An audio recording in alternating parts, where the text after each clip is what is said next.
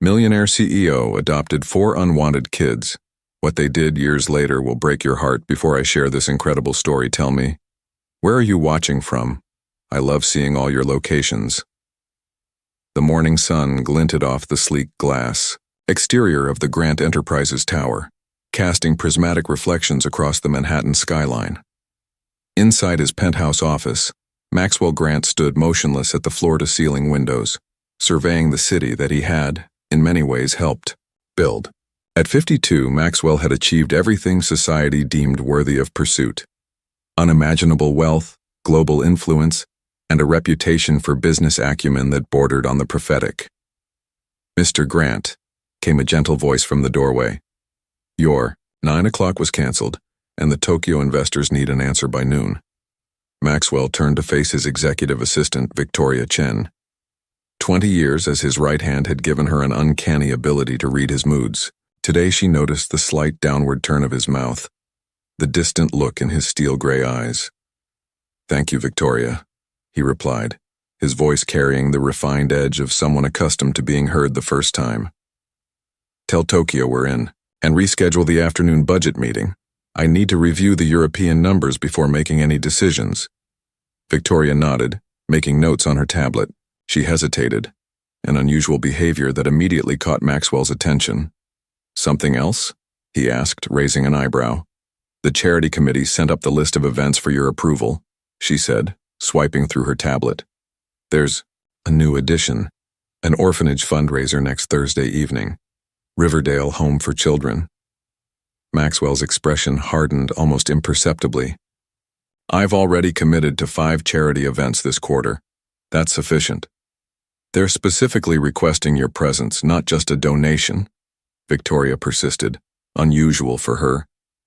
"The board feels it would strengthen our community outreach image, especially after the manufacturing controversy last month." Maxwell turned back to the window, his reflection staring back at him.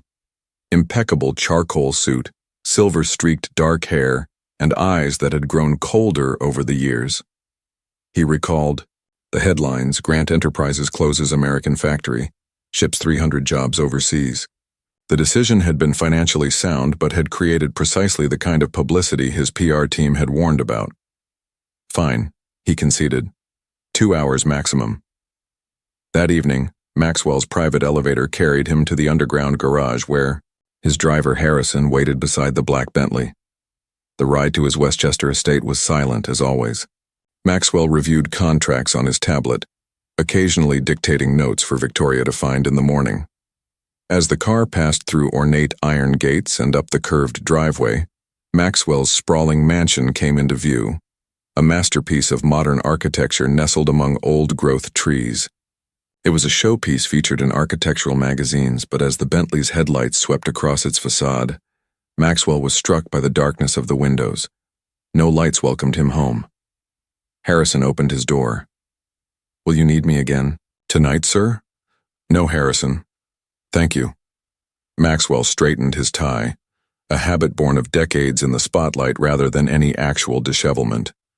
Inside, the house was immaculate, silent, and empty. His footsteps echoed on marble floors as he moved through the soaring entryway. The cleaning service had been as they did 3 times weekly. Fresh flowers stood in crystal vases. A fire had been laid but not lit in the main living room. Maxwell bypassed the formal dining room where 18 chairs surrounded a table that had never hosted a family meal. He entered the kitchen, a chef's dream of stainless steel and granite that he rarely used, and pulled a bottle of Macallan 25 from a cabinet. The heavy crystal tumbler made a satisfying sound as he set it down, pouring 2 fingers of amber liquid. He carried his drink to his study, the one room in the mansion that felt like his. Family estates lined the walls, not of the Grants, who had come from nothing, but of the historical figures Maxwell admired.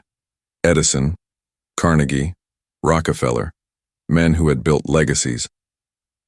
Settling into his leather chair, Maxwell opened a portfolio containing the latest acquisition proposal. However, his focus drifted to a small silver frame half hidden behind a stack of financial journals. He rarely allowed himself to look at it directly, but tonight he reached for it, wiping a thin layer of dust from the glass. A young woman's face smiled, back at him. Rebecca. Dark curls framed delicate features and eyes that had once looked at him as if he were something more than his bank account or business deals. They had been university sweethearts. He the scholarship student with grand ambitions, she the talented artist with dreams of teaching. 25 years had passed since she disappeared from his life without explanation, leaving only a brief note. "I'm sorry, Maxwell. I can't do this anymore." It had been the first time, perhaps the only time, something he truly wanted had slipped through his grasp. By the time he had the resources to find her years later, the trail had gone cold. He often wondered what had become of her, if she had found happiness, if she ever regretted leaving. Maxwell returned the frame to its hiding place and drained his scotch. Success had filled his bank accounts, but had never quite filled the void Rebecca left behind. He had dated occasionally over the years, beautiful, accomplished women who understood his lifestyle, but none had pierced the armor he'd built around himself. His phone vibrated with a text from Victoria. "Confirmed for Riverdale Home for Children, Thursday 7 p.m. Car will pick you up at 6:30. Maxwell set the phone down without responding. Another charity event, another tax deduction, another evening of smiling for cameras while writing checks that meant nothing to a man of his wealth. As he prepared for bed in his cavernous master suite, Maxwell caught his reflection in the bathroom mirror. Despite his tailored clothes and carefully maintained physique, he looked tired. Not physically, his personal trainer would never allow that, but somewhere deeper. He climbed into his king-sized bed, alone as always, and asked the house system to turn off the lights. In the darkness, the emptiness of the mansion seemed to press in around him. Tomorrow would bring more deals, more millions, more of the same. What he didn't know, couldn't possibly imagine, was that in just 3 days, his carefully constructed world would be turned upside down by 4 children no one wanted, and that beyond the walls of his empty mansion, fate had set in motion a chain of events that would change everything. The limousine glided to a stop in front of Riverdale Home for Children, a weathered brick building with peeling paint and windows that had seen better days. Maxwell straightened his custom tie, mentally starting his 2-hour countdown. "Remember," said Claudia Porter, his PR director, beside him. "Just a few photos, with the children, then your speech, and the donation presentation." Maxwell nodded curtly. "Let's get this over with." Inside, the orphanage director, Mrs. Winters, a woman with kind eyes and gray-streaked hair, greeted them effusively. "Mr. Grant, what an honor. The children are so excited to meet you." The main room had been decorated with handmade signs and streamers. About 30 children of various ages sat cross-legged on the floor, their faces a mixture of curiosity and rehearsed politeness. Maxwell delivered his speech mechanically, words about community responsibility and investing in our future, flowing easily from years of practice. Cameras flashed as he presented, an oversized check, and he smiled his media smile. Confident, generous, but never reaching his eyes. "Would you like a tour?" Mrs. Winters asked afterward. "I'm afraid Mr. Grant's schedule is quite tight," Claudia interjected. "Actually," Maxwell said, surprising himself, "a short tour would be fine." As they moved through the building, Maxwell noted the worn furniture, the outdated facilities, the makings of a place doing its best with insufficient resources. The children they passed stared at him with a mixture of awe and wariness. "And this," Mrs. Winters said, opening a door at the end of a hallway, "is our special projects room." Inside, 4 children worked quietly, separate from the others. A teenage girl with serious eyes supervised a younger boy struggling with math problems. Nearby, a small girl with wild curls painted intensely, while a boy about 10 assembled a complex structure from recycled materials. "These are our special cases," Mrs. Winters explained in a lowered voice. "Emily, Daniel, Sophie, and Michael. They've been with us the longest." "Why weren't they at the presentation?" Maxwell asked. Mrs. Winters hesitated. "Emily has anxiety in crowds. The others, well, they're a package deal." Emily won't be separated from her siblings, which makes placement nearly impossible. Their time with us is almost up, unfortunately. What happens then? Maxwell found himself asking. They'll likely be separated into different foster homes. Emily's age makes her particularly difficult to place. Something about these 4 children captivated Maxwell's attention. The girl, Emily, looked up, meeting his gaze with surprising directness. "Hi," Maxwell said, uncharacteristically awkward. "Are you the rich man everyone's been cleaning for?" she asked bluntly. "Emily," Mrs. Winters scolded, but Maxwell raised a hand. "It's all right." "Yes, I suppose I am." "Why?" the younger boy, Daniel, asked. "Why am I rich?" Maxwell replied, confused. "No, why do you care about this place?" The question caught Maxwell off guard. In his world, people didn't question his motives. They simply accepted his generosity with gratitude. Before he could answer, the smallest girl approached, offering him her painting, a surprisingly skillful portrayal of what appeared to be, family. "It's not finished," she said softly. "I can't get the daddy right." As Maxwell took the painting, a strange feeling washed over him. Recognition, connection, something he couldn't name. These children, unwanted by the world, stirred something long dormant inside him. "Mr. Grant, we should go," Claudia reminded, checking her watch. But Maxwell wasn't listening. A decision was forming, impulsive, irrational, and absolutely clear. "Mrs. Winters," he said, his voice different than before, "I'd like to discuss adoption options." "You've completely lost your mind," Richard Hargrove declared, pacing Maxwell's office. As Grant Enterprises legal counsel for 15 years, Richard had witnessed Maxwell's calculated decisions, but never anything like this. 4 children, Maxwell. 4. You've never even had a pet. Maxwell remained calm, watching the Manhattan skyline. "The paperwork is filed. Home studies begin next week." Victoria entered with a stack of documents. "The contractors arrive tomorrow to renovate the East Wing. I've scheduled interviews with 7 nannies and the school applications are being processed." Richard threw up his hands. "The board is in an uproar. Business Week wants an interview about your sudden family man image. Your shareholders will enjoy the 18% profit increase this quarter," Maxwell interrupted. "Now, if you'll excuse me, I have a family to prepare for." 2 weeks later, Maxwell stood in the transformed East Wing of his mansion. Sterile minimalism had given way to color and warmth. 4 bedrooms, each designed to match personalities he was just beginning to understand. Emily's in sophisticated blues with a writing desk, Daniel's with built-in bookshelves and a junior science station, Sophie's with an art corner and rainbow accents, Michael's with music-themed decor and a keyboard. "Mr. Grant?" called Mrs. Harper, the matronly housekeeper he'd hired. "They're here." Maxwell's heart raced as he descended the grand staircase. Mrs. Winters stood in the foyer with the 4 children, their belongings in mismatched bags at their feet. Emily, 15, positioned herself protectively in front of the others. Daniel, 10, observed everything with analytical curiosity. Sophie, 7, clutched her sketchbook tightly, while Michael, 8, stayed unnervingly silent. "I'll create Chapter 4 with approximately 3,000 characters as requested. Chapter 4, The Billionaires Club." The mahogany doors of the Metropolitan Club swung open as Maxwell entered, nodding to the doorman who had greeted him by name for 20 years. Every month, New York's financial elite gathered here, men and women who controlled the fate of global markets over brandy and cigars. Tonight, however, was different. Conversations paused as Maxwell crossed the room, whispers following in his wake. "Maxwell, heard you've become a regular Father Flanagan," called Philip Westover, CEO of a rival investment firm. "What's next? A reality show?" Polite laughter rippled through the group gathered around him. "4 children, Grant?" said Thomas Blackwell, sliding a crystal tumbler of scotch toward Maxwell. "My PR team would have advised against adopting even one. The market doesn't trust sentimentality." Maxwell accepted the drink but didn't sip.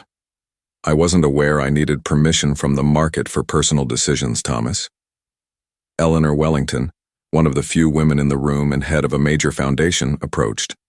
"Ignore them, Maxwell. They're just shocked to discover one of their own might actually have a heart." The banter continued through dinner, oscillating between veiled concern and outright skepticism. Maxwell maintained his composure, though internally, his patience waned. "Level with us, Grant," said Howard Pierce over dessert, leaning in conspiratorially.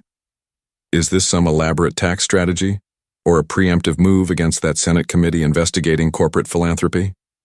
Before Maxwell could respond, his phone vibrated. A text from Mrs. Harper. "Sophie won't sleep until you're home for goodnight story. Your promise." Maxwell stood abruptly. "Gentlemen, Eleanor. Duty calls." "Parental duty," mocked Pierce. "How? Domestic." "Indeed," Maxwell replied coolly, "a concept as foreign to some as basic human decency." The silence that followed him to the doctor was more satisfying than any business deal.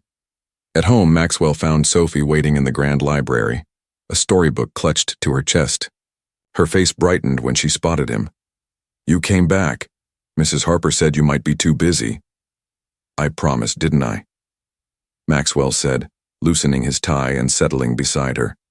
From the doorway, Victoria watched with undisguised curiosity. She'd served Maxwell faithfully for years but had never seen this side of him. "The board meeting tomorrow," she said when Sophie had finally fallen asleep. "They're concerned about your new priorities."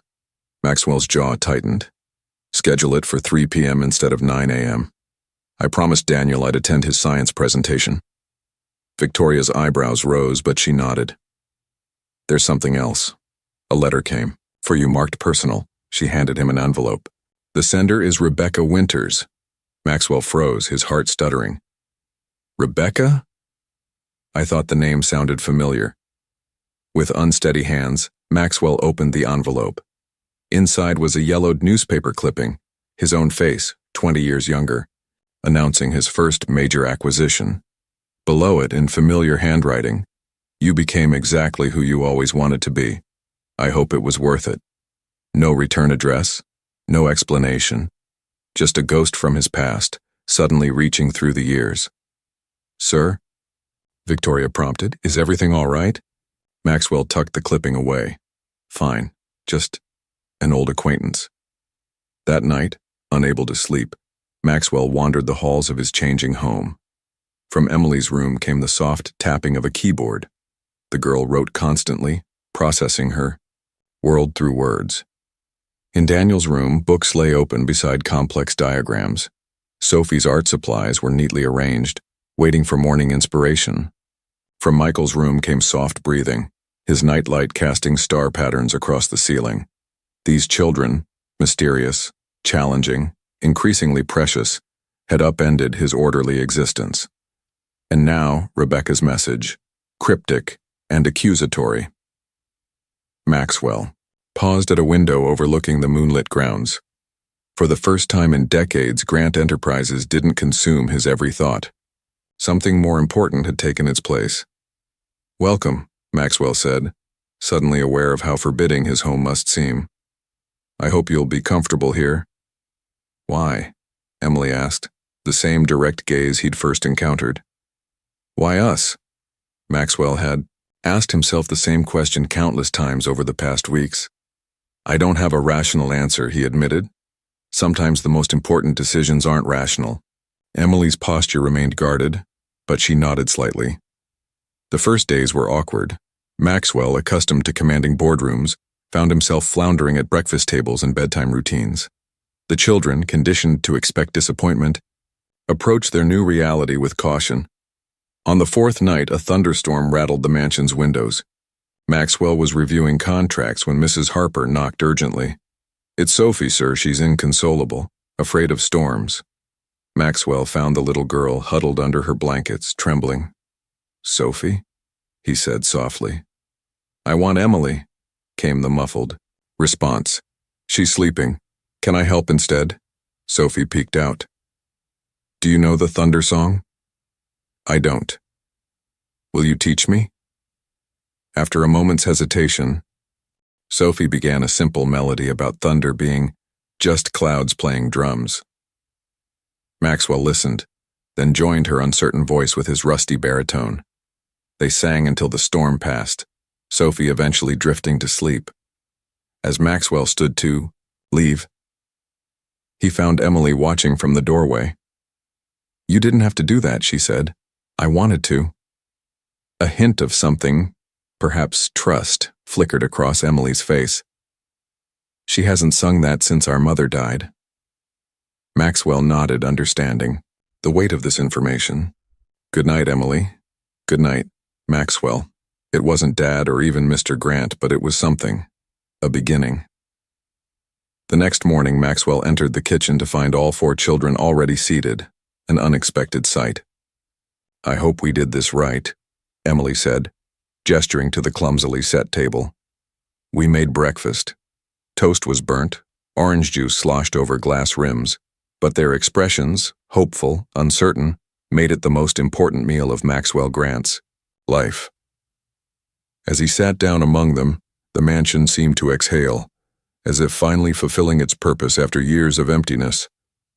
The mahogany doors of the Metropolitan Club swung open as Maxwell entered, nodding to the doorman who had greeted him by name for 20 years. Every month, New York's financial elite gathered here, men and women who controlled the fate of global markets over brandy and cigars. Tonight, however, was different. Conversations paused as Maxwell crossed the room, whispers following in his wake. "Maxwell, heard you've become a regular Father Flanagan," called Philip Westover, CEO of a rival investment firm. "What's next? A reality show?" Polite laughter rippled through the group gathered around him. "4 children, Grant," said Thomas Blackwell, sliding a crystal tumbler of scotch toward Maxwell. "My PR team would have advised against adopting even 1. The market doesn't trust sentimentality." Maxwell accepted the drink but didn't sip. "I wasn't aware I needed permission from the market for personal decisions, Thomas." Eleanor Wellington, one of the few women in the room and head of a major foundation, approached. "Ignore them, Maxwell. They're just shocked to discover one of their own might actually have a heart." The banter continued through dinner, oscillating between veiled concern and outright skepticism. Maxwell maintained his composure, though internally his patience waned. "Level with us, Grant," said Howard Pierce over dessert, leaning in conspiratorially. "Is this some elaborate tax strategy? Or a preemptive move against that Senate committee investigating corporate philanthropy?" Before Maxwell could respond, his phone vibrated. A text from Mrs. Harper. "Sophie won't sleep until you're home for good night story, your promise." Maxwell stood abruptly. "Gentlemen, Eleanor, duty calls." "Parental duty," mocked Pierce. "How domestic." "Indeed," Maxwell replied coolly. "A concept as foreign to some as basic human decency." The silence that followed him to the door was more satisfying than any business deal. At home, Maxwell found Sophie waiting in the grand library, a storybook clutched to her chest. Her face brightened when she spotted him. "You came back. Mrs. Harper said you might be too busy." "I promised, didn't I?" Maxwell said, loosening his tie and settling beside her. From the doorway, Victoria watched with undisguised curiosity. She'd served Maxwell faithfully for years but had never seen this side of him. "The board meeting tomorrow," she said when Sophie had finally fallen asleep. "They're concerned about your new priorities." Maxwell's jaw tightened. "Schedule it for 3 p.m. instead of 9 a.m. I promised Daniel I'd attend his science presentation." Victoria's eyebrows rose, but she nodded. "There's something else. A letter came for you, marked personal." She handed him an envelope. "The sender is Rebecca Winters."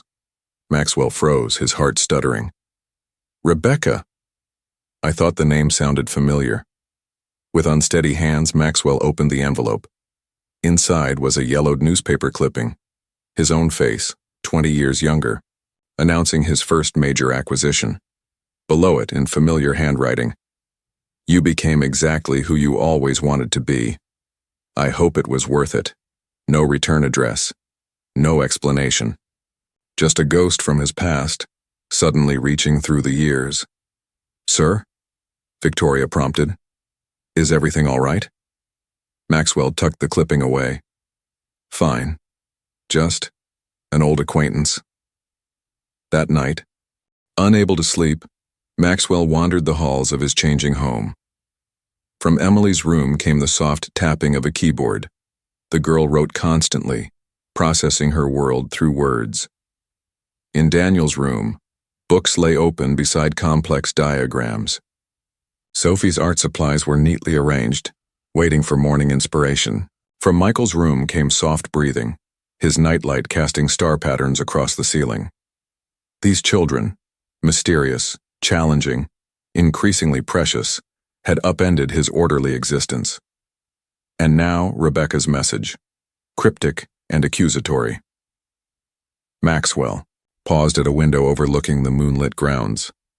For the first time in decades, Grant Enterprises didn't consume his every thought. Something more important had taken its place. Autumn painted the Westchester estate in brilliant hues as Maxwell Grant attempted something entirely new, creating family traditions. The mansion's sprawling backyard, previously maintained for appearances rather than enjoyment, now hosted 4 children discovering its potential. "Watch me, Maxwell," called Michael, balancing precariously on a fallen log. The normally reserved boy had gradually emerged from his shell over the past 2 months, particularly when outdoors.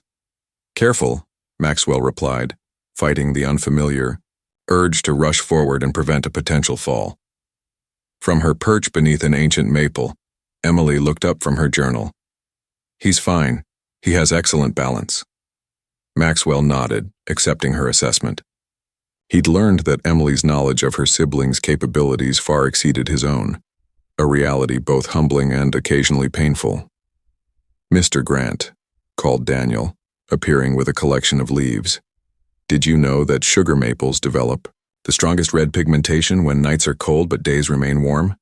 "I didn't," Maxwell admitted. "Interesting." "I'm cataloging the species on the property," Daniel explained, his earnest expression reminiscent of a young professor. "It's for a biodiversity project." Maxwell knelt to examine Daniel's collection, recognizing an opportunity for connection. "When I was about your age, I created a mineral classification system for rocks I found around our apartment building." Daniel's eyes widened. "You liked science too?" "I did," Maxwell said, realizing how long it had been since he'd thought about that passion.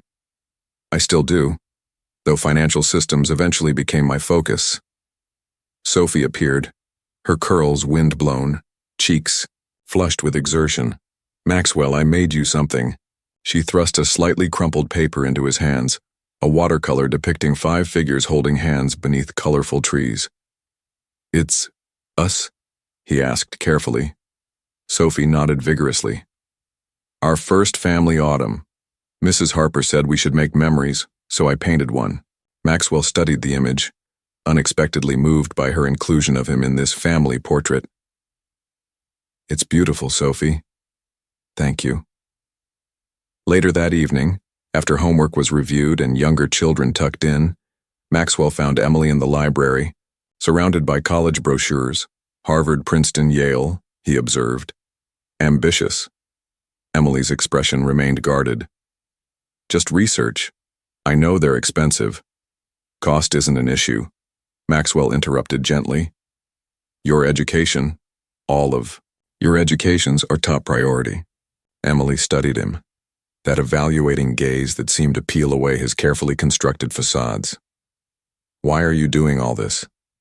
"Really?" The question hung between them, one Maxwell still struggled to answer. Before he could formulate a response, Emily continued, "You had this perfect organized life where chaos, we break things, make messes, demand attention. What do you get from this arrangement?" Maxwell considered deflecting, offering the polished response he'd prepared for business associates and media inquiries. Instead, surprising himself, he chose honesty. "I had everything society claims brings fulfillment, yet returned each night to emptiness," he said quietly. "That day at Riverdale something changed. I can't explain it rationally." Emily's skepticism remained visible, but a hint of understanding flickered in her eyes. "Daniel thinks you're a scientific genius. Sophie believes you're magical. Michael just watches everything, filing it away." "And you?" Maxwell asked. Emily closed the Harvard brochure. I'm still deciding. Maxwell nodded, accepting this provisional status. Fair enough. As he turned to leave, Emily added, Sophie has an art showcase next Thursday. It's important to her. I'll be there, Maxwell promised. Walking back to his study, Maxwell realized his calendar was increasingly populated with science fairs, art shows, and parent-teacher conferences, commitments that now took precedence over board meetings and investor calls. His world had tilted on its axis, priorities rearranging themselves around 4 young lives that somehow, inexplicably, had become the center of his universe. The Taylor merger is non-negotiable, Maxwell stated firmly, his voice carrying across the Grant Enterprises boardroom. The quarterly meeting had stretched into its 3rd hour, and tensions were rising. The timing is problematic, argued CFO Harrison Wells. With market volatility and your personal situation, shareholders are nervous. Maxwell's eyes narrowed. My personal situation? Richard Hargrove cleared his throat. Maxwell, there's concern that your focus has shifted. The adoption has become tabloid fodder. There's a perception issue. My children are not a perception issue, Maxwell replied coldly. The phrase my children hung in the air. 6 months ago, such words would have been unimaginable from his lips. Victoria entered discreetly, passing Maxwell a note. Daniel's school called. Emergency. Maxwell stood immediately. Meeting adjourned. Victoria will reschedule. We haven't finalized the Taylor terms, protested Wells. Then they'll wait, Maxwell replied, already striding toward the door. Family emergency. 30 minutes later, Maxwell's Bentley pulled up to Westchester Academy, an exclusive private school where tuition rivaled college costs. He found Daniel sitting outside the headmaster's office, sporting a bruised cheek and torn blazer. Daniel, Maxwell said, kneeling to eye level. What happened? The boy's eyes were red but defiant. I'm not apologizing. Inside, Headmaster Phillips sat behind an imposing desk, alongside another boy with a bloody nose and his father. Maxwell recognized Charles Whitmore, CEO of Whitmore Pharmaceuticals and a major Grant Enterprises client. Mr. Grant, Phillips began, I'm afraid Daniel struck Justin during recess. We have a zero-tolerance policy for violence. He deserved it, Daniel muttered. Daniel, Maxwell cautioned, then addressed Phillips. What precipitated this incident? Justin, Whitmore smirked slightly while his father bristled. Does it matter? Your ward attacked my son. Maxwell's tone remained even. It matters to me. Daniel looked up. He said we weren't a real family, that you only adopted us as a publicity stunt, and would send us back when you got bored. Maxwell felt a surge of protective fury. I see. Boys will be boys, Whitmore said dismissively, though some clearly lack proper upbringing. Charles, Maxwell said, his business smile not reaching his eyes. Before you continue, you should know that Whitmore Pharmaceuticals' exclusivity contract with Grant Medical Supply is approaching renewal. The implication hung clearly. Whitmore's expression hardened. Furthermore, Maxwell continued, turning to Phillips, if Westchester Academy tolerates bullying based on family structure, perhaps we should reconsider the significant donation earmarked for your new science wing. Phillips paled. Mr. Grant, I assure you, Daniel defended himself against cruelty, Maxwell interrupted. I expect both appropriate disciplinary action against Justin and a school-wide initiative addressing family diversity. On the drive home, silence filled the car until Daniel finally spoke. Are you mad at me? Maxwell considered his answer carefully. Violence shouldn't be your first response, but I understand why you were upset. Those things Justin said, they're not true. I know, Daniel replied, surprising Maxwell. That's why I got so angry. He hesitated. You're our family now. Something tightened in Maxwell's chest. Yes, we are family. That evening, Maxwell received a call from Richard Hargrove. The Whitmore contract, Charles is threatening to walk. Let him, Maxwell replied. That's a $50 million relationship, Maxwell. And Daniel is my son. The words came naturally now. Some things aren't negotiable, Richard. After hanging up, Maxwell found Emily in the doorway of his study. I heard about what happened today, she said, with Daniel. Maxwell prepared for criticism. Emily remained the most guarded of the four. Instead, she simply said, "Thank you for believing him." "Of course," Maxwell replied. "Why wouldn't I?" Emily shrugged, but her expression had softened. Most adults take the easy way out. As she turned to leave, Maxwell realized something fundamental had shifted. In defending Daniel, he had unknowingly passed some crucial test in Emily's eyes, moving one step closer to earning her trust. "But why can't we go to the charity gala?" Sophie asked, her bottom lip protruding slightly. "I have a new dress and everything." Maxwell adjusted his bow tie, watching his reflection in the hallway mirror. "It's a very late event, Sophie. Besides, Mrs. Harper has planned a movie night for you all."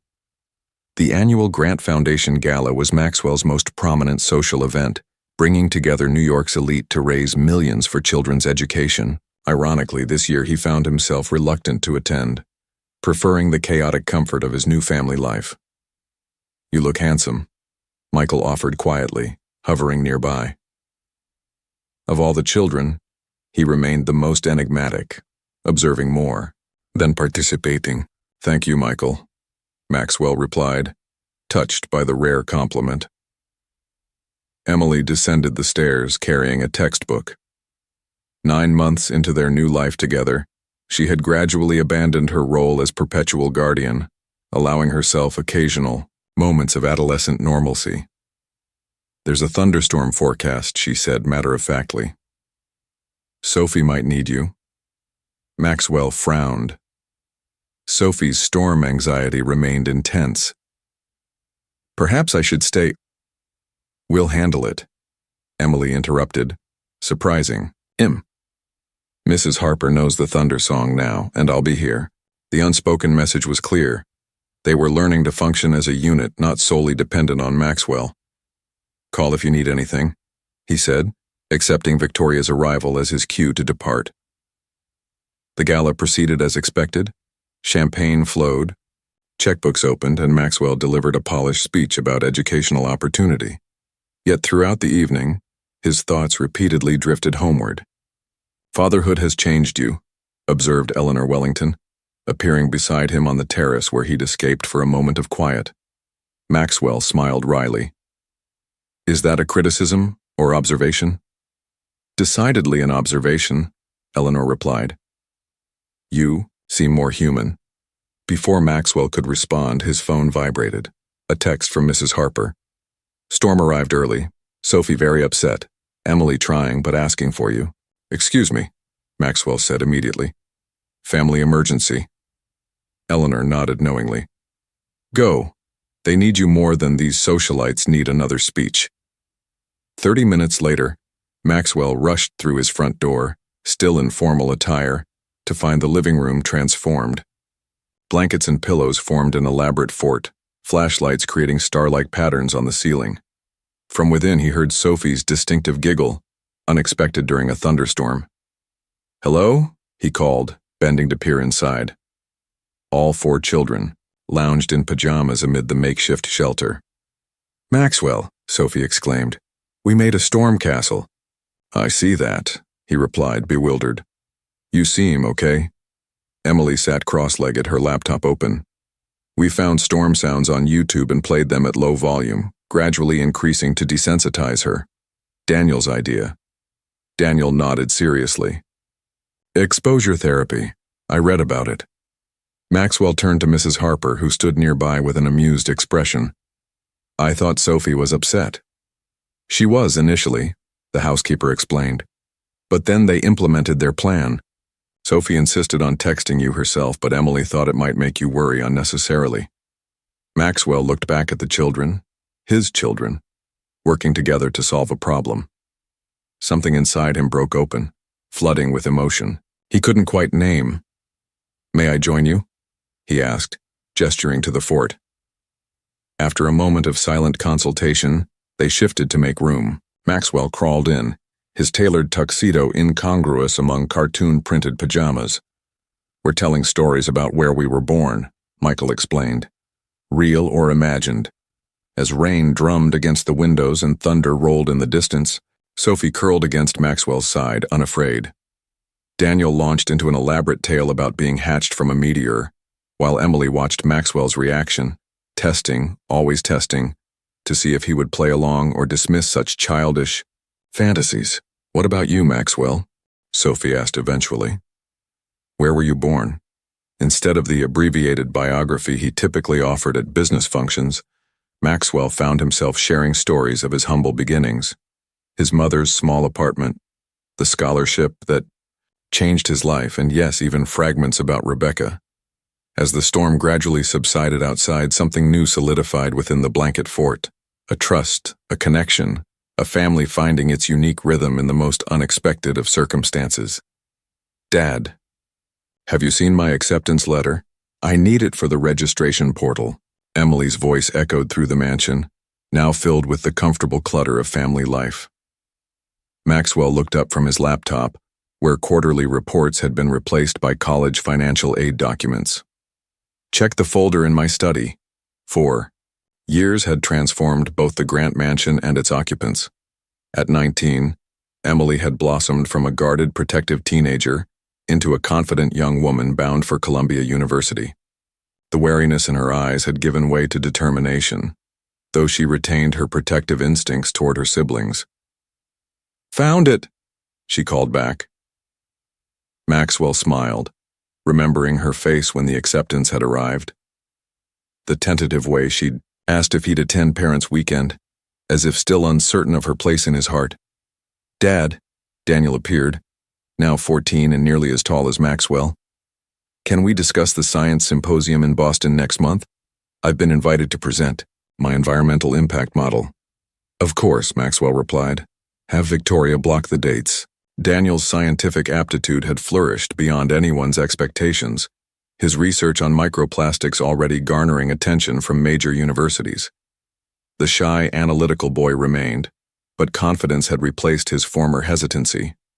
The sound of piano music drifted from the music room, Michael practicing for his upcoming recital. At 12, his quiet observation had evolved into artistic expression, his communication most fluent through melodies rather than words. "Dad, look!" Sophie burst into the room, her perpetual energy undiminished at 11. She thrust a vibrant canvas toward him. "It's for the Adoption Day celebration." The painting depicted their family beside the fountain in the garden, the perspective slightly askew, but the emotion unmistakable. 4 years ago, Maxwell had established Adoption Day as a family holiday, marking the court date that officially made them Grants. "It's beautiful, Sophie," Maxwell said, genuinely impressed by her developing talent. "Perfect centerpiece for the dinner table." Sophie beamed, her curls now tamed into intricate braids that Mrs. Harper had learned to master. "Emily's making her special pasta. Daniel's doing science decorations, and Michael composed a song." "Sounds perfect," Maxwell replied, marveling at how completely these children had claimed his heart. Victoria appeared in the doorway, her role having evolved to incorporate this new family dynamic.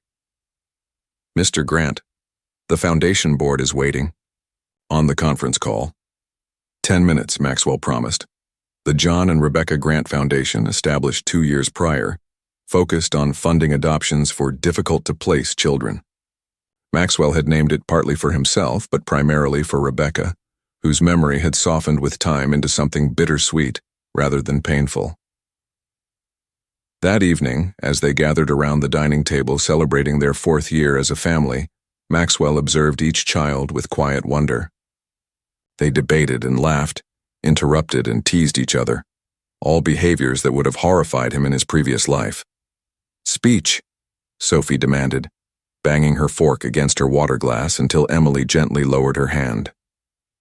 Maxwell cleared, his throat uncharacteristically emotional. 4 years ago, I made the best decision of my life. I thought I was rescuing 4 children, but the truth is you rescued me." He raised his glass. "To family," Not the one we're born into, but the one we build together. As their glasses clinked, Maxwell caught Emily watching him, her expression thoughtful. Later, as they cleared dishes together, Maxwell Grant, billionaire, CEO, now regularly performed kitchen duties. She spoke quietly. "Sometimes I still wonder why you chose us." Maxwell considered his response carefully. "Perhaps we chose each other." Emily nodded, seeming satisfied with this answer. "Well, whatever cosmic accident brought us together, I'm glad it did."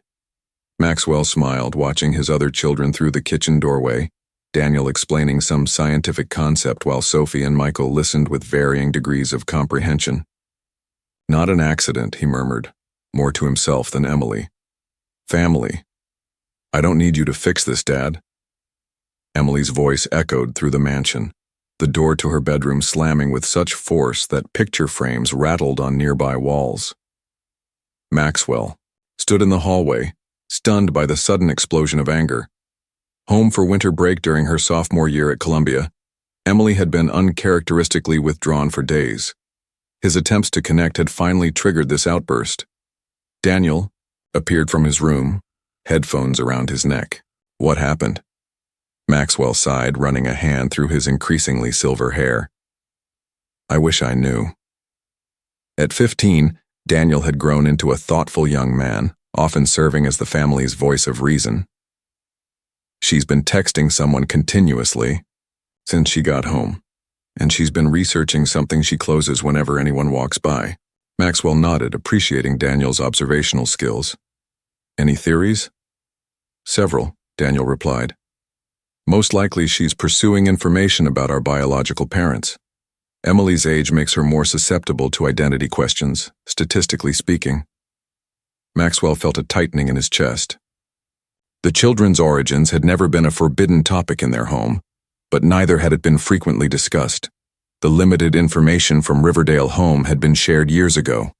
Their mother had died, their father unknown. "Should I give her space or push?" Maxwell asked, genuinely valuing Daniel's insight. Daniel considered. "Initial space followed by direct approach. Emily responds to honesty above all else."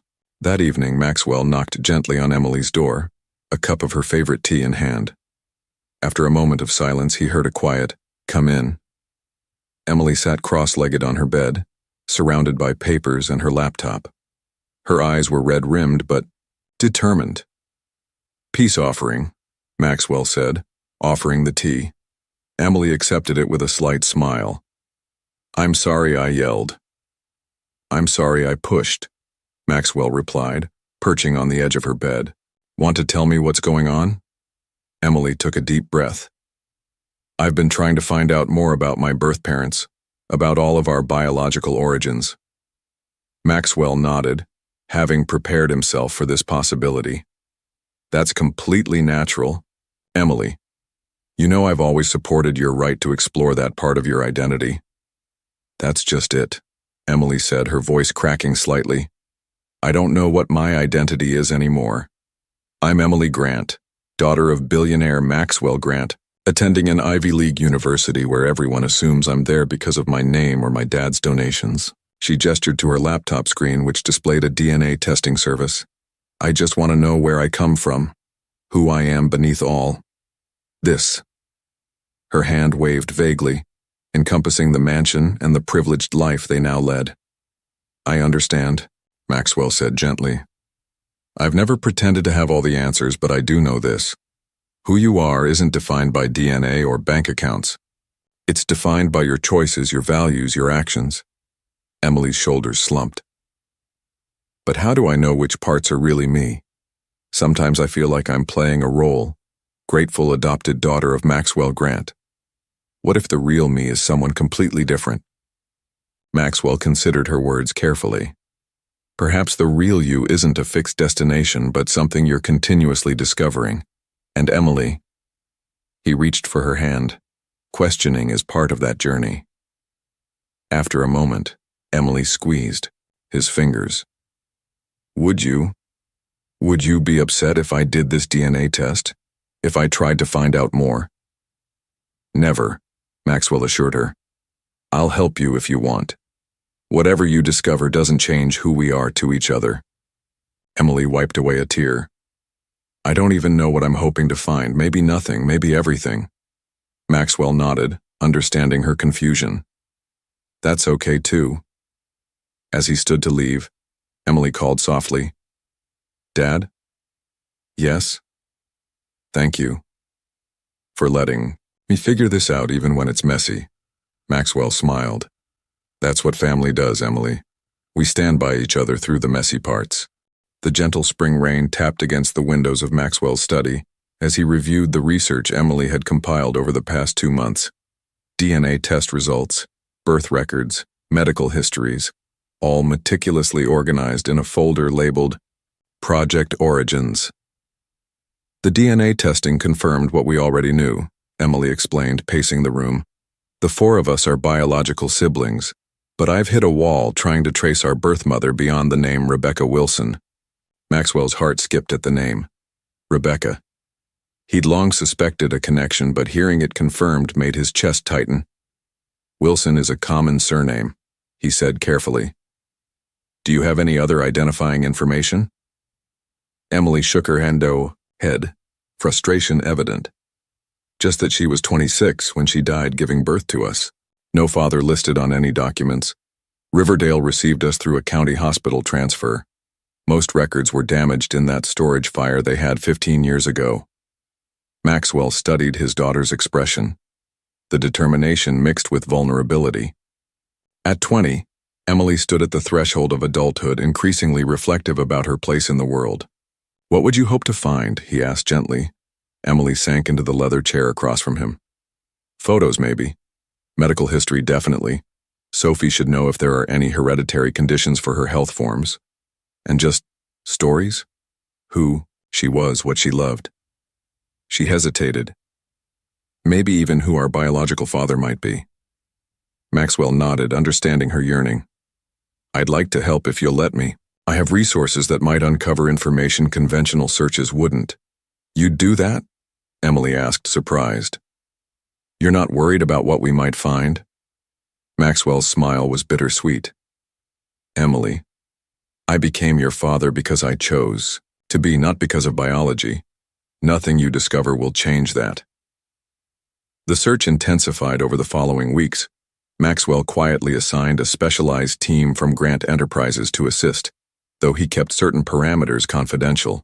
The children were informed of the investigation, each responding differently. Daniel approached it as a scientific puzzle.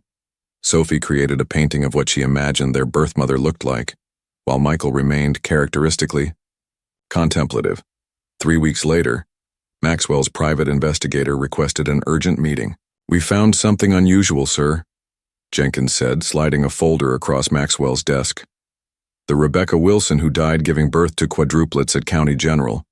We tracked her previous residence to an apartment in Brooklyn. Maxwell opened the folder, finding lease documents and a grainy photocopy of a driver's license. The face was blurred but achingly familiar. Her emergency contact was listed as Rebecca Winters, apparently her mother. Jenkins continued. We've been unable to locate this woman, but there's something else. He hesitated. The lease was co-signed by a Maxwell Grant. Maxwell stared at the document, seeing his own signature from 25 years earlier. The room seemed to tilt slightly. That's not possible, he whispered, though he knew immediately it was not only possible, but true. Sir, Jenkins said carefully. Were you acquainted with Ms. Wilson? Maxwell's mind raced through calculations and possibilities. Rebecca Wilson was Rebecca Winters before she married, he said slowly. We were involved during university. She disappeared from my life without explanation. According to hospital records, Jenkins added, Rebecca Wilson was pregnant with quadruplets, extremely rare naturally. The timing would align with when she left, Maxwell finished, the realization crashing over him like a wave. She was pregnant with my children. That evening, Maxwell sat alone in his study, dozens of photographs spread before him, Rebecca at university, laughing beside a younger version of himself. The pieces were falling into place with devastating clarity.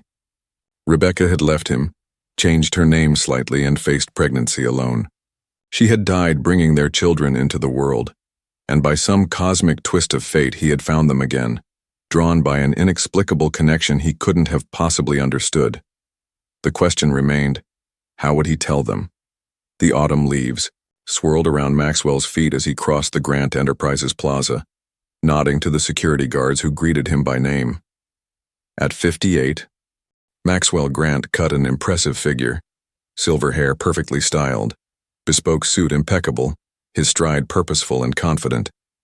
Only those closest to him might notice the slight shadow beneath his eyes, the occasional distant gaze during meetings, the way he sometimes paused mid-sentence as if catching an errant thought. "Mr. Grant, the Tokyo investors are on line 3, Victoria called as he passed her desk. "And the quarterly reports need your signature by noon." Maxwell nodded, accepting the stack of documents she offered. "And the specialist appointment?" "Confirmed. For 2 p.m., Victoria replied quietly. "I've cleared your schedule." Inside his office, Maxwell moved through his morning routine with practiced efficiency, though his focus repeatedly drifted to the folder hidden in his desk drawer, the one containing evidence that the 4 children he'd adopted were, in fact, his biological offspring. 2 weeks had passed since the discovery, and still he hadn't found the courage to share this extraordinary revelation. The Tokyo call proceeded smoothly until Maxwell suddenly felt his vision blur. The room tilted alarmingly, voices on the speakerphone becoming distant and distorted. "Mr. Grant, are you still there?" Maxwell tried to respond, but his words slurred incomprehensibly. The last thing he registered was Victoria's alarmed face as she rushed into the office, and then darkness. He awoke to the steady beep of hospital monitors and Daniel's worried face hovering nearby. "Dad!" Daniel exclaimed, relief washing over his features. "You're awake." Maxwell tried to speak, finding his throat parched. Daniel quickly offered a cup of water with a straw. "What happened?" Maxwell managed after several sips. "You collapsed during a conference call," Daniel explained, his scientific precision momentarily overcome by emotion. "You've been unconscious for almost 6 hours." Maxwell glanced around the private hospital room, noting the evening shadows stretching across the floor. "Your siblings.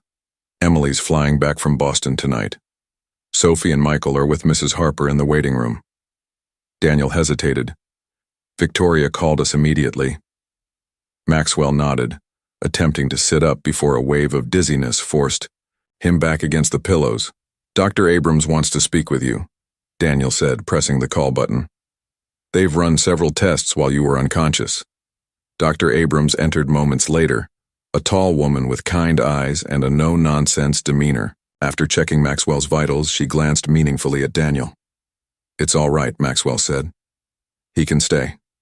The doctor nodded. "Mr. Grant, your collapse wasn't caused by stress or exhaustion as we initially suspected.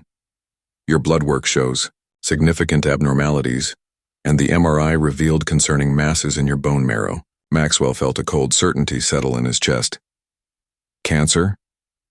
"A rare form of leukemia," Dr. Abrams confirmed.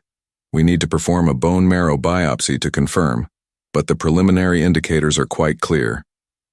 Daniel's face had gone pale, his analytical mind no doubt already calculating survival statistics. "What's the treatment protocol?" Maxwell asked, his business instincts kicking in. "Identify the problem, determine solutions, implement action plan. Standard approach would be aggressive chemotherapy," Dr. Abrams explained. "However, given the specific markers we're seeing, your best chance for long-term remission would be a bone marrow transplant from a compatible donor. Siblings or children typically offer the highest probability of compatibility," Daniel interjected, his voice slightly unsteady. Dr. Abrams nodded. "Exactly. Do you have any biological relatives, Mr. Grant?" The irony of the question struck Maxwell with such force that he almost laughed. After 25 years believing himself alone in the world, he'd discovered he had 4 biological children, exactly when he might need them most. "Yes," Maxwell said quietly, meeting Daniel's confused gaze. "I believe I do." That night, As Sophie and Michael slept in hospital chairs pulled close to his bed, Maxwell watched the steady rise and fall of their breathing. Emily and Daniel had gone to arrange his discharge for the following day, insisting on taking him home rather than remaining hospitalized. The truth he'd been withholding now carried new weight. These children, his children in every sense, might literally hold the key to his survival. Yet how could he tell them now without seeming manipulative? How could he ask them to be tested without revealing the extraordinary connection that had brought them together? As dawn broke over the Manhattan skyline visible from his hospital window, Maxwell Grant made his decision. Whatever happened, whether they proved compatible donors or not, whether they embraced this revelation or resented it, his children deserved the truth. The crackling fireplace cast dancing shadows across the Grant Mansion's living room, where the family had gathered at Maxwell's insistence following his return from the hospital. Though he downplayed his condition, the gravity of the situation was evident in the worried glances his children exchanged. "Before we discuss my treatment options," Maxwell began, his voice steadier than he felt, "there's something important I need to share with you all." Emily sat forward, her intuition already sensing this was connected to their heritage search. At 20, she'd developed a perceptiveness that sometimes unnerved Maxwell.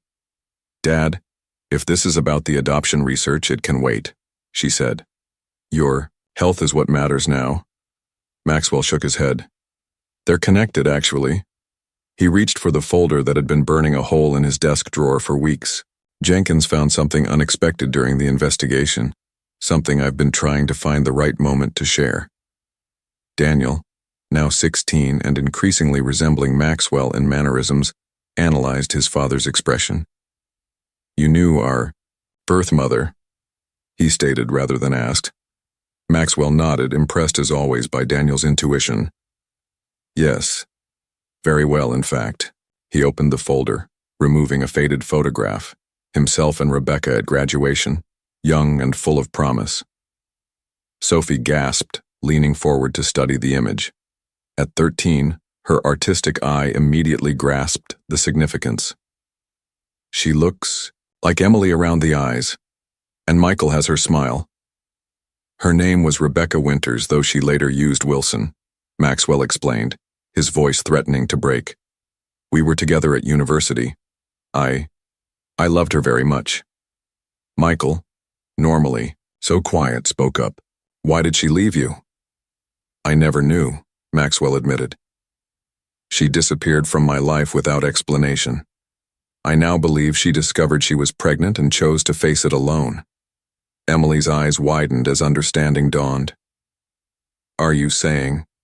Maxwell nodded, tears forming despite his attempts at composure. "According to all evidence Jenkins gathered, Rebecca was carrying quadruplets when she left. The timing, the rare occurrence of natural quadruplets, her changed name, it all points to one conclusion. We're your biological children," Daniel stated, the scientist in him connecting the final dots. The silence that followed felt eternal, broken only by the crackling fire and the ticking grandfather clock. Sophie was the first to move, launching herself across the room to wrap her arms around Maxwell. "I knew it. I always felt like we belonged together." Maxwell held her tightly, watching the others for their reactions. Michael seemed contemplative, processing this revelation in his measured way. Daniel was clearly calculating probabilities, the statistical unlikelihood of such a reunion. Emily remained perfectly still, tears streaming silently down her face. "Emily?" Maxwell said gently. "All this time," she whispered. "All this time searching for our origins, and we were already home." Dr. Abrams arrived the following morning, having agreed to conduct the compatibility testing at the mansion rather than the hospital. As she prepared her equipment, she explained the process to the assembled family. "The likelihood of siblings matching as donors ranges from 25–30%, she said, prepping the first collection kit. "But full siblings, especially identical multiples, have higher potential compatibility." "What about parent to child?" Daniel asked. "Less common," Dr. Abrams replied. "About 5% chance typically, Maxwell watched as each child willingly offered their blood samples, even Michael, who hated needles. Their immediate willingness to be tested, without hesitation or question, moved him deeply. Results should be available in 48 hours, Dr. Abrams said, packing her samples. We'll test all 4 children and rank compatibility if matches are found. After she left, the family settled into an anxious wait. The revelation of their biological connection had created a strange new atmosphere, familiar yet altered, as if they were seeing each other through fresh eyes. 2 days later, Dr. Abrams' call came. Maxwell answered on speakerphone. The children gathered around his study desk. Mr. Grant, her voice crackled through the line. I've never seen anything like this in my career. Maxwell's heart sank. No matches? Quite the opposite, she replied, audible amazement in her voice. All 4 children are compatible donors. Not just compatible, they're perfect matches. The probability of this is, well, it's essentially impossible without some genetic explanation. As the call ended, Emily voiced what they were all thinking. It wasn't chance that brought us together, not at the orphanage, not now. Something led you to us. Maxwell looked at his 4 children, his biological children, and felt a sense of wonder overwhelm him. Perhaps some bonds are too strong to be broken, he said softly, even by time or circumstance. The transplant procedure will take place next Tuesday, Maxwell explained, reviewing Dr. Abrams's treatment plan with his children. Daniel's marrow showed the strongest cellular profile, so he'll be the primary donor. Daniel nodded seriously, having already immersed himself in medical literature about bone marrow donation. At 16, his analytical approach to challenges remained his defining characteristic. What happens after the transplant? Sophie asked, her artistic hands nervously, braiding and unbraiding a lock of her hair, a habit that emerged whenever she was anxious. Recovery will take several months, Maxwell answered honestly. I'll be immunocompromised while my body adjusts to Daniel's cells. Emily, home from college indefinitely to support the family, had transformed their East Wing into a recovery suite, researching hospital-grade sanitation procedures with characteristic thoroughness. We should finish organizing your personal papers before the procedure, she suggested, just to ensure everything's in order. Maxwell understood her unstated concern that, despite the excellent prognosis, she wanted to be prepared for any outcome. Good idea. The study files need sorting anyway. Michael, now 14 and still the quietest of the siblings, spoke up unexpectedly. What about the attic boxes? The ones from your old apartment that were never unpacked? Everyone turned to Michael, in surprise. Maxwell had indeed stored several boxes from his pre-mansion days in the attic, memorabilia and papers he'd never found time to sort through during the whirlwind of corporate expansion and, later, fatherhood. You're right, Maxwell acknowledged. I'd forgotten those existed. The attic expedition began that afternoon. Maxwell, still weakened from his preliminary treatments, supervised from an armchair as his children sifted through the physical artifacts of his earlier life. Look at this, Sophie exclaimed, extracting a yellowed newspaper from 1991. Dad's first company launch. You had a ponytail. Maxwell chuckled, accepting the paper. Different times. Daniel uncovered university textbooks filled with Maxwell's precise notes, while Emily found awards and certificates documenting his rise from scholarship student to business phenom. It was Michael who discovered the small locked box. What's this? He asked, presenting a weathered wooden case with a tarnished brass lock. Maxwell stared at it, recognition washing over him. Rebecca gave me that, he said softly. For my 21st birthday. I haven't opened it in decades. With trembling fingers, Maxwell produced a small key from his wallet, carried all these years without conscious purpose. The lock turned with surprising ease, revealing a collection of photographs, handwritten notes, and a sealed envelope with Maxwell written in familiar handwriting. This wasn't here before, he whispered, lifting the envelope. I would have remembered. The children gathered around as Maxwell carefully opened the seal, extracting a letter dated 23 years earlier, roughly 9 months before their birth. Dear Maxwell, he read aloud, his voice unsteady. If you're reading this, something has gone terribly wrong. I never meant to disappear without explanation, but I couldn't bear to disrupt the future you've worked so hard to build. The letter continued, revealing the truth they'd pieced together but with heartbreaking clarity. Rebecca had discovered her pregnancy, quadruplets, a shock to her doctors. Knowing Maxwell's single-minded focus on building his company, understanding his ambition and the sacrifices he'd already made, she had chosen to face parenthood alone rather than derail his dreams. I know you would have married me immediately, abandoned your business plans, sacrificed everything you've worked for. The letter continued. I couldn't let you choose between your dreams and us.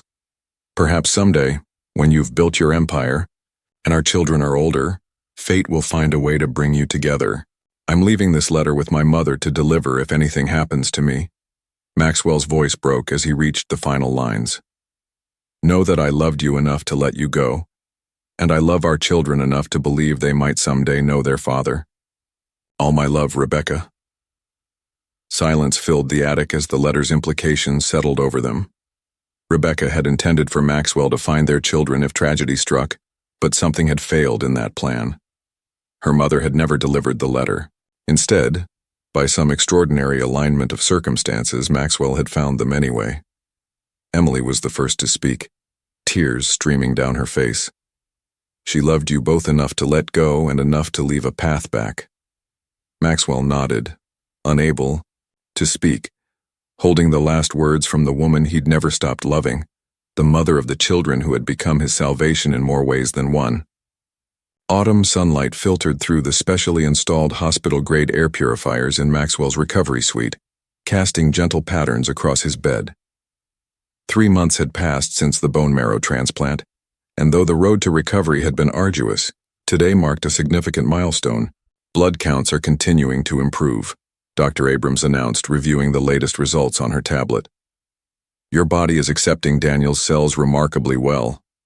Maxwell nodded weakly from his recliner, still thin and pale but with a new spark in his eyes. When can I resume normal activities? Dr. Abrams smiled.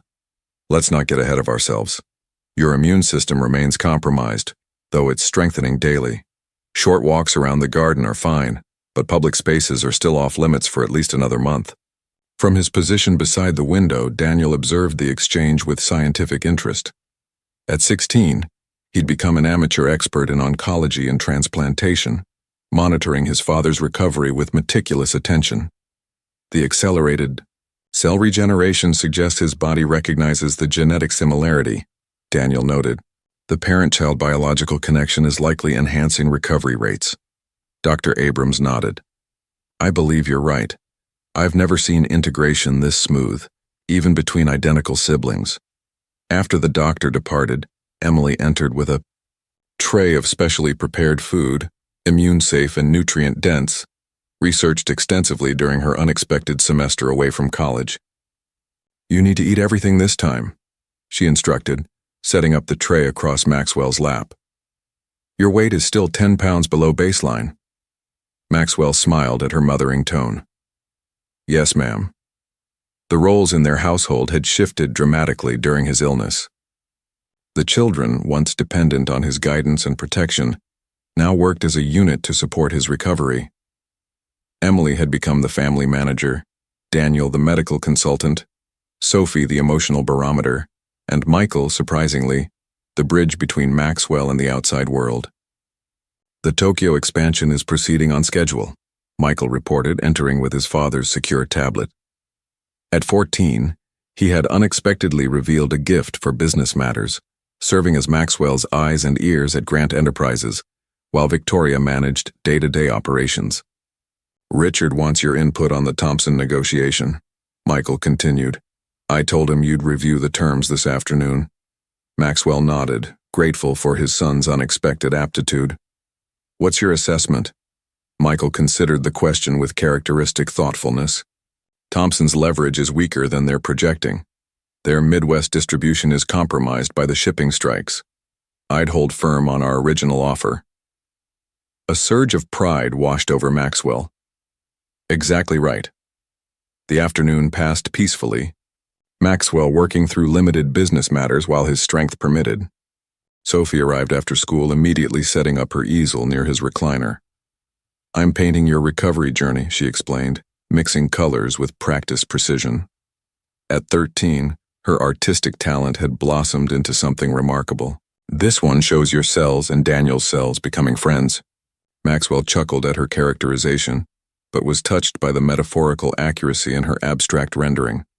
Swirls of blue and gold intertwining to create new patterns. As evening approached, the family gathered for their now nightly dinner.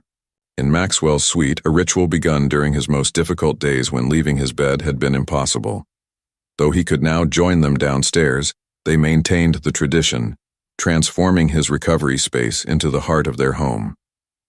"I have an announcement," Emily said as they finished eating. "Columbia has approved my research proposal for a comprehensive study on adoptive families discovering biological connections.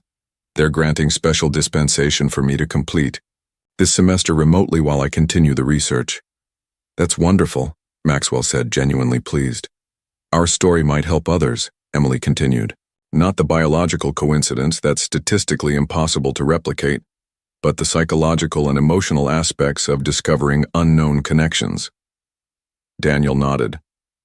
"The probability calculations of our specific situation remain astronomical. I've been working with a geneticist at MIT who's fascinated by our case." "I've been thinking," Maxwell said, his voice growing stronger with purpose. "Rebecca's letter mentioned her mother, your grandmother, was supposed to deliver it. Perhaps she's still alive. Perhaps there's more family waiting to be discovered." The siblings exchanged glances, a new mission forming silently between them. Their search for identity had come full circle, revealing not only their origins but forging their bonds anew through shared purpose and mutual support. As night fell and Maxwell prepared for sleep, he watched his children, his miraculous, extraordinary children, and marveled at how completely they had transformed from orphans to family, from strangers to saviors, from his greatest surprise to his greatest strength. The Grant Foundation. Building gleamed in the morning sunlight, its modern facade of glass and steel rising 12 stories above Manhattan's bustling streets. 5 years had passed since Maxwell's diagnosis and miraculous recovery, and today marked the official opening of the foundation's new headquarters. "Ready, Dad?" Emily asked, straightening Maxwell's tie with practiced fingers. At 25, she had grown into a poised young woman, her psychology doctorate nearly complete, and her research on adoptive family dynamics earning national recognition. Maxwell nodded, surveying his reflection in the lobby's mirrored wall. At 63, he appeared healthier than he had in decades. His posture straight, his eyes clear, the pallor of illness long replaced by vibrant energy. "As ready as I'll ever be." Daniel approached, tablet in hand, reviewing final details. At 21, he had already completed his master's degree in biochemical engineering and headed the foundation's medical research division, focusing on improving bone marrow transplant protocols. The press is assembled, mayors running 10 minutes late. Governor just arrived. Sophie, now 18 and a freshman at Parsons School of Design, made a final adjustment to the massive canvas hanging in the lobby. Her most ambitious work yet, depicting intertwining family trees with branches that connected in unexpected patterns. "The lighting is perfect," she declared, her artist's eye critical but satisfied. Michael, 19 and already showing remarkable business acumen as an intern at Grant Enterprises, joined them last. Auditoriums full, standing room only. Maxwell looked at his 4 children, the greatest treasures of his life, and felt a wave of gratitude so profound it momentarily stole his voice. "Thank you," he finally managed. "All of you." The journey to this moment had been extraordinary. Maxwell's recovery had sparked a transformation that extended far beyond his physical healing. The Rebecca Wilson Grant Foundation had become his passion, dedicated to 3 core missions: supporting adoptive families, funding research on rare blood cancers, and establishing a database to help reunite biological relatives separated by circumstance. The elevator carried them to the auditorium level, where hundreds of guests awaited: medical professionals, adoption advocates, government officials, and families whose lives had been touched by the foundation's work. As they stepped onto the stage, thunderous applause erupted. Maxwell approached the podium, his children flanking him in a united front that spoke volumes about their journey. The audience quieted as he began to speak. 25 years ago, a young woman named Rebecca made an impossible choice, a choice born of love and sacrifice. She believed she was setting two paths diverging, her children's lives and mine. What she couldn't have known was that those paths were destined to converge again. Maxwell's gaze swept the room, finding familiar faces. Victoria, whose loyalty had never wavered. Eleanor Wellington, whose friendship had sustained him through dark days. Even Richard Hargrove, who had finally come to understand that Maxwell's greatest legacy would not be financial. 5 years ago, I faced a diagnosis that should have ended my life. Instead, it revealed the most extraordinary truth, that the 4 children I had chosen to adopt years earlier were in fact my biological children. The odds against such a reunion are mathematically incalculable. Some might call it coincidence, others, divine intervention. Maxwell turned slightly toward his children, his voice softening. I prefer to think of it as the power of connection, an invisible thread that binds us to those we're meant to find, no matter what obstacles lie between. The culmination of the ceremony was the unveiling of the foundation's centerpiece, a memorial garden designed by Sophie, featuring a bronze sculpture of a woman with outstretched arms. Rebecca's likeness, created from photographs and the memories Maxwell had shared, would stand as a permanent tribute to the woman whose love had set their extraordinary story in motion. As the ribbon was cut and applause filled the air, Maxwell felt a sense of completion wash over him. The emptiness that had once defined his existence had been filled beyond measure, not by wealth or achievement, but by the love of 4 remarkable young people who were his children in every sense.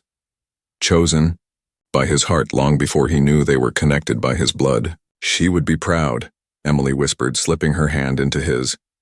Of all of us. Maxwell nodded, unable to speak as emotion constricted his throat.